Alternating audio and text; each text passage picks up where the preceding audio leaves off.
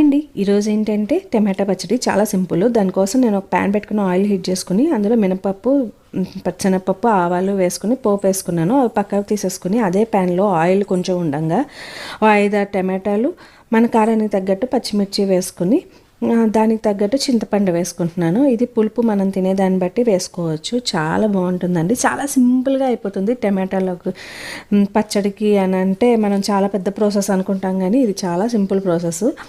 ఇది ఇడ్లీకి కానీ దోశకి కానీ దానికి దేనికైనా బాగుంటుంది. రైస్లోకి కూడా బాగుంటుంది.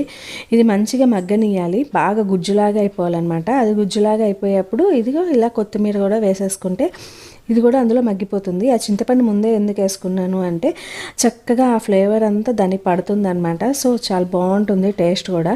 ఇదంతా ఇగో ఇలా గుజ్జులాగా అయిపోయాక స్టవ్ ఆఫ్ చేసుకుని మిక్సీ జార్లోకి తీసుకుని మిక్సీ పట్టుకోవటమే.